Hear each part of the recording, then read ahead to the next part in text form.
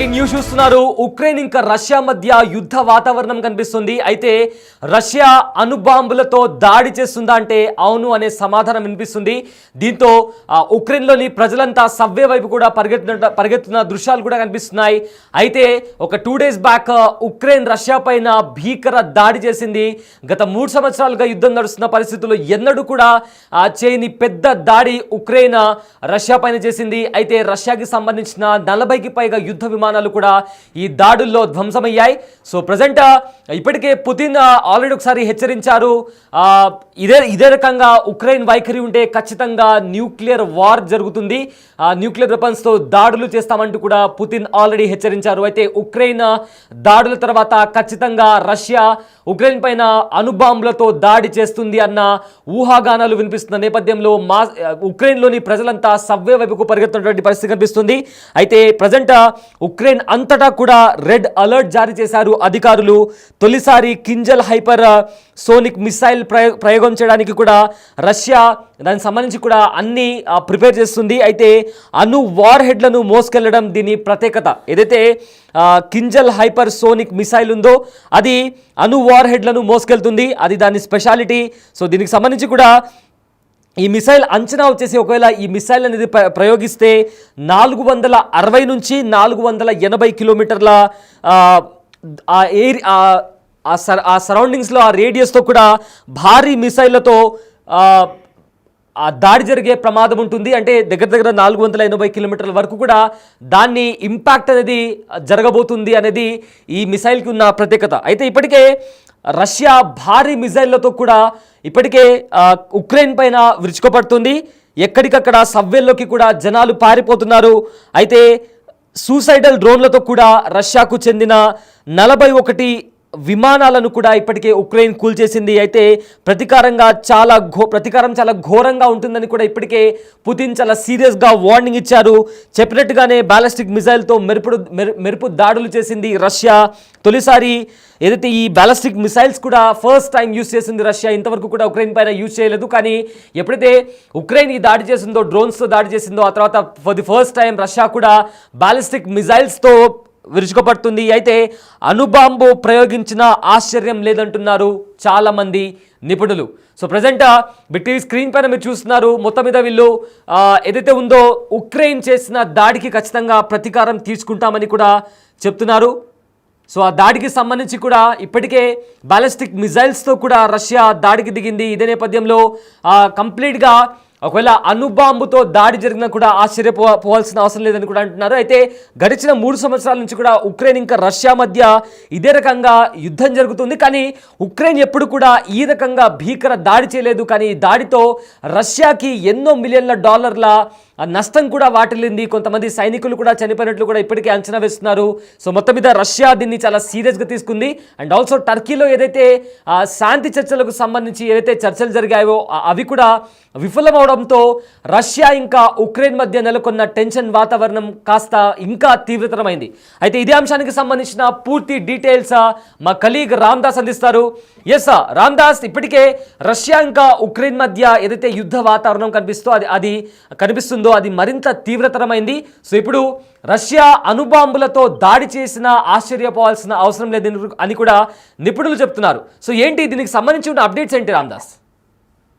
అంటే ఇప్పటికే Ukraine Russia మధ్య తీవ్రమైనటువంటి పరిస్థితులు చోటు చేసుకుంటున్నాయి. ఇప్పటికే అటు వైపు తుర్కీ వేదికగా, ఇస్తాంబుల్ వేదికగా చర్చలు జరుగుతున్నాయి. మరోవైపు ఇటు ఉక్రెయిన్ రష్యా మధ్య వార్ ముదురుతుందని చెప్పొచ్చు. తాజాగా అంటే ఎప్పుడైతే ఉక్రెయిన్ డ్రోన్లతో దాడి చేసిందో రష్యాకు సంబంధించిన దాదాపు 34% సైనిక వ్యవస్థని, వైమానిక వ్యవస్థని దాడి చేసిన పరిస్థితి కనబడుతుందో దాని తర్వాత రష్యా చాలా సీరియస్ గా తీసుకుంటుంది. ఈ నేపథ్యంలోనే రష్యా ఇక అణుదాడి తప్పదనే హెచ్చరికలు జారీ చేసిన నేపథ్యంలో ఒక్కసారిగా ఉక్రెయిన్ అంతటా ప్రస్తుతానికి రెడ్ అలర్ట్ జారీ చేసిన పరిస్థితి కనబడుతుంది. తొలిసారిగా ఈ కింజల్ హైపర్ సోనిక్ మిసైల్స్ ని ప్రయోగించే అవకాశం కనిపిస్తుంది. రష్యా దగ్గర ఉన్నటువంటి న్యూక్లియర్ వార్ హెడ్స్ ని ఈ హైపర్ సోనిక్ మిసైల్ ద్వారా ప్రయోగించే అవకాశం అయితే కనిపిస్తుంది. ముఖ్యంగా ఇది అణు వార్ హెడ్స్ ని మోసుకెళ్ళడం దీనికి స్పెషాలిటీగా చెప్తారు. ఈ మిసైల్ దాదాపు 460 నుంచి 480 కిలోమీటర్ల పరిధిలో అటాక్ చేయగలదనే అవకాశం కనిపిస్తుంది. భారీ మిసైల్ తో ఇప్పటికే రష్యా విరుచుపడుతున్న పరిస్థితి కనబడుతుంది. ఇప్పటికే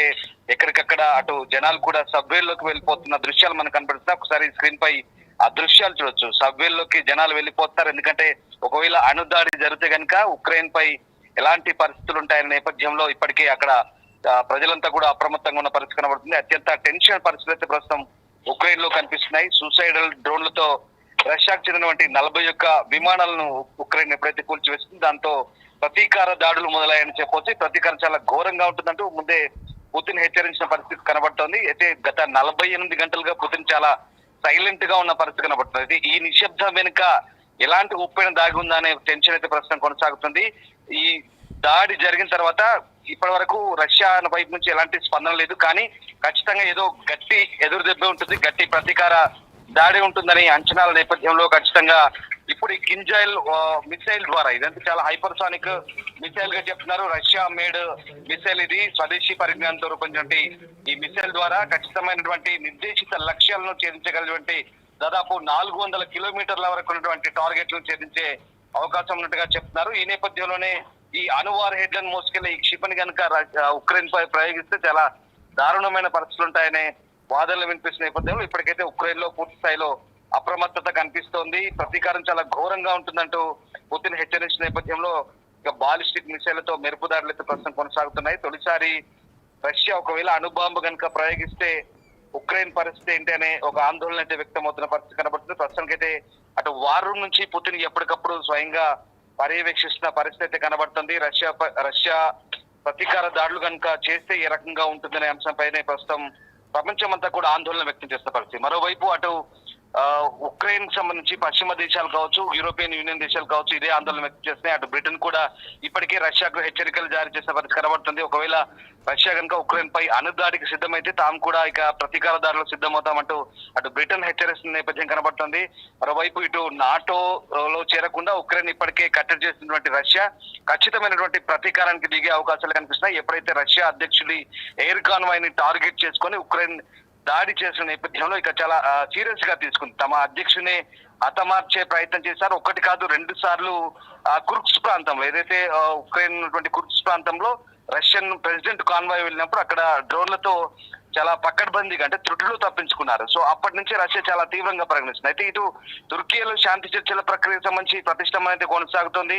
కేవలం ఖైదీల సంబంధించి పరస్పర విడుదల అవగాహన సంబంధించినటువంటి ఒక గంట పాటు చర్చ మాత్రమే జరిగింది. కానీ శాశ్వత కాల్పుల విరమణ ఒప్పందానికి సంబంధించి కానీ అలాగే పూర్తి స్థాయిలో శాంతిని నెలకొల్పడానికి కానీ ఎలాంటి అంశాలు కానీ పురోగతి సాధించలేదనే అంశం అయితే కనబడుతుంది. కేవలం 1000 మంది ఖైదీలకు సంబంధించినటువంటి పరస్పర విడుదలకు సంబంధించిన ఒప్పందం, అది కూడా 25 లోపు ఉన్నటువంటి తీవ్రంగా గాయపడినటువంటి యువకులను అప్పగించేందుకే ప్రస్తుతం ఇటు ఇరు పక్షాలు అంగీకరించినట్టుగా తెలుస్తుంది. అయితే దీంతో తీవ్రమైన ప్రతిష్టంభన అయితే కొనసాగే అవకాశం కనిపిస్తుంది.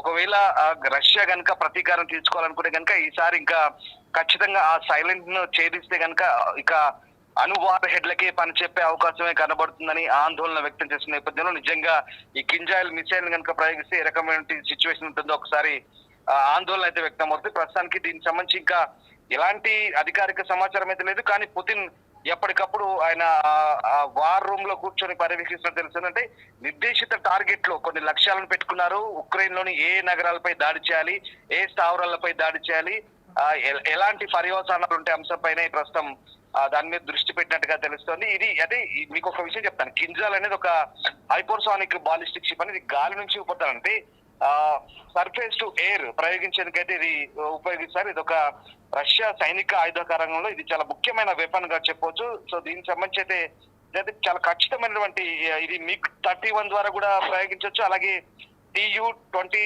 M3 బాంబర్ల ద్వారా కూడా ప్రయోగించే అవకాశం ఉంది.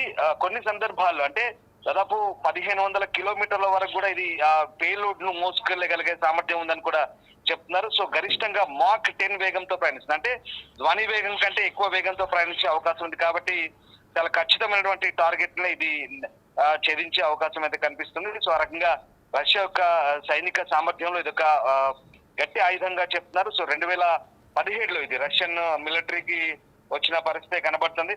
సో ఆ రకంగా ప్రస్తుతానికైతే ఈ కింజాల్ కనుక ప్రయోగిస్తే కనుక ఖచ్చితంగా దీని ఎఫెక్ట్ భారీగానే ఉండే అవకాశం ఉంది. ఉక్రెయిన్ పై దీని ఎఫెక్ట్ పడితే కనుక ఉక్రెయిన్ నిజంగా తట్టుకోగలదా, ఉక్రెయిన్ మరి ఎలాంటి ప్రతీకార దాడులకు సన్నాహాలు చేస్తుంది, నిజంగా ఉక్రెయిన్ ఎయిర్ డిఫెన్స్ సిస్టమ్ వీటిని అడ్డుకునే అవకాశం ఉందా లేదా అనేది ప్రస్తుతం ఎక్స్పర్ట్స్ కూడా ఆలోచనలో పడ్డ పరిస్థితి కనబడుతుంది. ఒకవేళ రష్యా కనుక పూర్తి స్థాయి తెగింపుకు దిగితే కనుక ఈ క్షిపణి ముప్పు ముఖ్యంగా కింజల్ M2 47 M2 అనేది ఎంతటి భారీ విధ్వంసానికి దారి తీయబోతుంది, ఉక్రెయిన్ పరిస్థితి ఏంటనేది చాలా ఖచ్చితమైనటువంటి అంచనాలు మనం ఇప్పుడే చెప్పలేం. కానీ రష్యా చాలా సీరియస్ గా తీసుకునే అవకాశాలే కనిపిస్తున్నాయి. ఎందుకంటే ఇప్పటికే ఉక్రెయిన్ చాలా పకడ్బందీ దాడులు చేసింది. రష్యన్ ఎయిర్ బేస్ ల పైన, రష్యన్ మిలిటరీ స్థావరాల పైన చెక్కపెట్టల్లో డ్రోన్లను పెట్టి అత్యంత పకడ్బందీగా, ఇంకా చెప్పాలంటే వాళ్ళ ఇంటెలిజెన్స్ ఆఫీస్ దగ్గర నుంచి రష్యాలోని వైమానిక స్థావరాలపై దాడులు చేసి దాదాపు 47 విమానాలను డిస్ట్రాయ్ చేసిన పరిస్థితి కనబడుతుంది. దీన్ని రష్యా చాలా సీరియస్ గా పరిగణిస్తుంది. ఒక రకంగా ఇంటెలిజెన్స్ వైఫల్యంగానే ఫెయిల్యూర్ గానే చెప్పాలి. కానీ రష్యన్ ఎయిర్ డిఫెన్స్ సిస్టమ్ కూడా దీన్ని అడ్డుకోలేని పరిస్థితి. అంటే అప్పటికప్పుడు ఊహించని పరిణామంతో ఒక్కసారిగా రష్యా కూడా దీన్ని ఊహించలేని పరిస్థితి కనబడుతుంది. రష్యా మాత్రం చాలా సీరియస్ గానే పరిగణిస్తూ ఓవైపు శాంతి చర్చల అంశం కొనసాగుతూనే మరోవైపు ఈ మిసైల్ ప్రయోగించే అవకాశం అయితే కనిపిస్తుంది. ఒకవేళ ఈ మిసైల్ కనుక ప్రయోగిస్తే అందులో అణువార హెడ్లను కనుక మోసుకెళ్తే కనుక చాలా భారీ విధ్వంసమే కలిగే అవకాశం ఉంది. చూడాలి మరి దీనికి సంబంధించి ఎట్లాంటి అంచనాలు ఉంటాయి. నిజంగా రష్యా ఇది ప్రయోగించబోతుందా, లేదంటే ఇంకా మిగతా దేశాల ఒత్తిడితో దీన్ని విరమించుకోబోతుందా? ఇప్పుడు మాత్రం కేవలం ఇది ఊహాజనితం మాత్రమే రష్యా ప్రయోగించబోతుందంటూ వస్తున్న వార్తల నేపథ్యంలో రష్యా ఎలాంటి ప్రతీకార దాడులు దిగుతుందని మాత్రం ఉత్కంఠంగా మారుతారు. Yes thank you Ramdas, thanks for the update. గత 2.5 ఏళ్లుగా తూర్పు యూరోప్లో జరుగుతున్న రష్యా ఉక్రెయిన్ యుద్ధం అనూహ్య మలుపులు తీసుకుంటుంది. అయితే నెల రోజుల్లో ఉక్రెయిన్ను రష్యా లొంగ తీసుకుంటుందని చర్చలు సాగాయి. కానీ రష్యా దాడులకు ఉక్రెయిన్ చేస్తున్న ప్రతీకార దాడులు యుద్ధ నిపుణుల సైతం షాక్ అయ్యేలా చేస్తుంది. సైనిక పరంగా ప్రపంచంలో 2వ స్థానంలో ఉండగా యుద్ధానికి ముందు ఉక్రెయిన్ 22వ స్థానంలో ఉంది. యుద్ధంలో పాశ్చాత్య దేశాల సైనిక సహాయంతో అది 10వ స్థానానికి చేరుకుంది. అయినప్పటికీ రష్యా దళాలను ఉక్రెయిన్ సైన్యం ముప్పు తిప్పలు పెడుతోంది. రష్యా వ్యూహాత్మక తప్పిదాలు, అలసత్వం, అదేవిధంగా సరైన ప్రణాళిక లేకపోవడం వంటి కారణాలతో ఉక్రెయిన్ చేతిలో ఎదురు దెబ్బలు తింటోంది. ఈ 2.5 ఏళ్లలో రష్యాపై ఉక్రెయిన్ చేసిన కీలక దాడులు చాలా అంటే చాలా ముప్పు తిప్పలు పెట్టింది. అండ్ రీసెంట్గా జరిగిన దాడుల్లో కూడా రష్యాకి కొన్ని కోట్ల విలువ చేసే ఆస్తి నష్టం జరిగిందని కూడా ఇప్పటికే నిపుణులు అంచనా వేస్తున్నారు.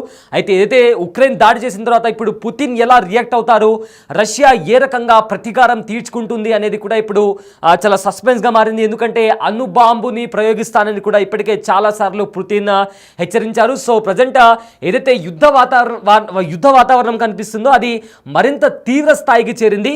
సో రాబోయే రోజుల్లో ఈ యుద్ధం దేనికి దారితీస్తుందనేది వేచి చూడాల్సిన అంశం.